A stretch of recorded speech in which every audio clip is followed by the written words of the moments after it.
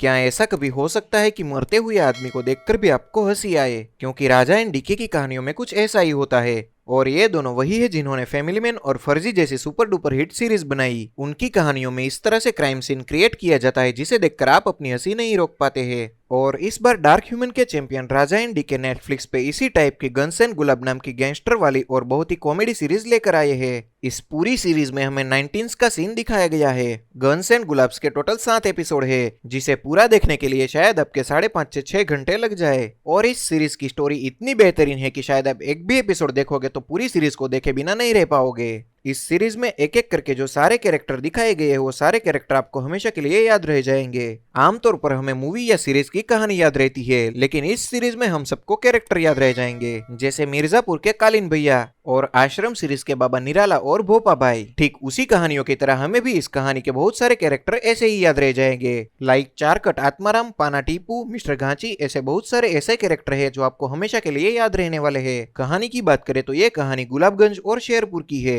जहां पर दोनों जगह पर अलग अलग गैंग्स एक्टिव है जिनकी आपस में जरा सी भी नहीं बनती। और ये सीरीज जरा सी नार्कोटिक्स से रिलेटेड है, क्योंकि इन दोनों शहरों में अफीम की खेती होती है और इस अफीम की स्मगलिंग भी होती है। इस कहानी में हमें पुलिस, गैंगस्टर और उनके बीच का गैंग वार भी दिखाया गया है। इस पूरी सीरीज में हमें 19s के बहुत ही बेहतरीन सीन दिखाए गए हैं और उस टाइम को दिखाने के लिए इन लोगों ने प्रोडक्शन में जरा सा भी कॉम्प्रोमाइज नहीं किया है। यहाँ तक कि सभी कैरेक्टर के कपड़ों का स्टाइल, हेयर स्टाइल, पुराने जमाने का एसटीडी बूथ, टेप रिकॉर्डर और सीरीज में यूज किए हुए सभी व्हीकल, ये सारी बातें बहुत ही बारीकी से देखी गई है, जिस वजह से ये सीरीज हमें कम्प्लीटली 19s में लेकर जाती है। और इस सीरीज में सारे कैरेक्टर ने बहुत ही बढ़िया परफॉर्मेंस दिया है। पूरी सीरीज को देखने के बाद आप ये सोच में जरूर पड़ जाओगे कि आपने सीरीज में कोई क्राइम सीन देखा है या फिर कॉमेडी शो, क्योंकि अगर आप मर्डर सीन देखोगे तो उसे भी बहुत ही क्रिएटिवली कॉमेडी में बदल दिया गया है। और यही होती है क्रिएटिव माइंड की पावर। किसी की मौत पे हंसी आना यह बहुत ही अलग तरीके का एक्सपीरियंस है जो इंडियन सिनेमा में हमें बहुत ही कम देखने को मिलता है। वैसे इस सीरीज को देखकर आपको जरा सी मिर्जापुर वाली फीलिंग आ जाएगी, लेकिन मिर्जापुर में कोई हंसी मजाक नहीं था, वो एक सीरियस शो था।